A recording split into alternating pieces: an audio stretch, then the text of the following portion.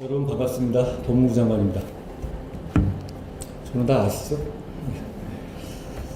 오늘은 올해 들어서 가장 더운 날로 기억되겠지만 여기 계신 16분의 신임 검사들과 저기 뒤에 계신 가족, 친지분들께는 평생 기억될 날이 될 수도 있을 것 같습니다. 저도 그랬습니다. 처음 공직을 시작한 이날의 현장 스케치 같은 장면들이 아직도 생생합니다.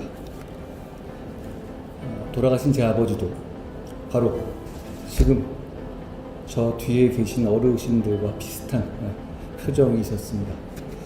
아버지가 그런 기쁜 표정 짓는 거 제가 처음 봤었습니다.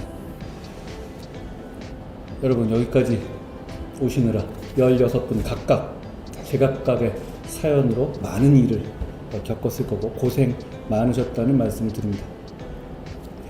가족분들과 친지분들께도요. 아마도 그분들의 도움이 컸겠죠. 그런데 무엇보다 여러분들이 운이 좋았기 때문일 겁니다. 다른 사람들은 갖지 못한 운을 잡은 거고 그러니까 더더욱 그렇게 운으로 받은 혜택을 다른 사람 조금이라도 돌려드린다는 생각을 해야 되는 거 어찌 보면 당연한 걸 수 있을 겁니다. 저도 마찬가지입니다. 구체적으로 검사가 어떻게 일해야 되는지 거기에 대해서는 조금 있다가 이원석 검찰총장님께 들으세요. 훌륭한 검사입니다. 대신 저는 짧게 오늘 아침에 오가면서 든 생각을 말씀드리겠습니다. 오늘 하루는 여러분이 앞으로 어떤 검사로 살지, 어떤 공직자로 살지, 어떤 직업인으로 살지에 대해서 비장하고 심각하게 한번 생각해 보시면 어떨까 합니다. 나중에 어떤 결정적인 고민의 지점을 만나고 그걸 지나실 때 오늘 하신 생각을 떠올릴 수 있게요. 물론 매일매일 비장하고 심각하게 살면 인생이 심파가 돼서 피곤하겠죠. 그런데 단 하루입니다. 그럴 만한 가치가 있을 겁니다. 저는 그랬습니다. 이후에 바쁘게 살다 보면 그런 좀 오글거리는 생각을 할 기회는 잘 오지 않더라고요. 그럼 어떤 생각을 해야 하느냐? 그건 생각의 시작이자 끝이니까 여러분이 오늘 한번 생각해 보십시오. 다만 그 중에 약자를 보호하고 공익을 디폴트 값으로 생각하는 거 꼭 포함되어야 할 목적지일 겁니다. 너무 쉽고 진부한가요? 그런데 쉬우니까 어려운 겁니다. 진부하니까 아무나 못하는 거고요. 제가 말씀드린 약자를 보호하고 공익을 높이는 목적지를 향해 가는 동안에 치열하게 싸우고 논쟁하는 것 그건 당연하고 필수적인 걸 거기도 합니다. 그게 우리 자유민주주의 체제의 힘이죠. 어제 오늘 제가 국민들께 설명하고 반대하시는 분들과 논쟁하고 있는 이슈 중에서 검경 간의 수사 책임의 세부 사항을 정하는 수사준칙의 개정이 있습니다. 아세요?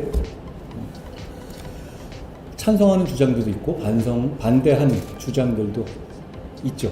그런데 제가 여러분께 이 자리를 빌어서 드리고 싶은 말씀은 그런 토론과 싸움이 어느 편이 옳은가를 정하기 위한 것이 아니라 무엇이 옳은가를 정하는 과정이어야 한다는 겁니다.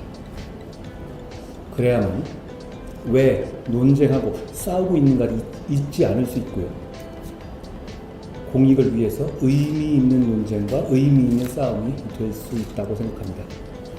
링 위에 올라가서 싸우다 보면 이기는 것만 생각하고 왜 이겨야 하는지를 생각하는 건 뒷전이 되기 쉽지 않습니까? 민주주의 사회에서 논쟁과 싸움의 끝에는 목적지를 향한 진일보가 있어야 합니다.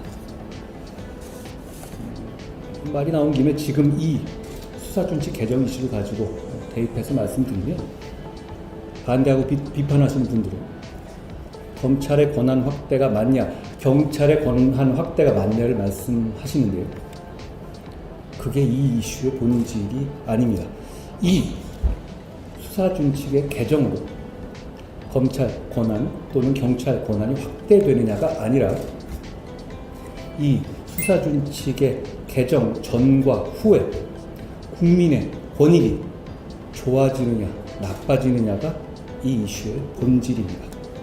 비판하신 분들이 만약 자기나 자기 가족이 범죄 피해를 당해서 고소 고발을 한다고 가정해 보시면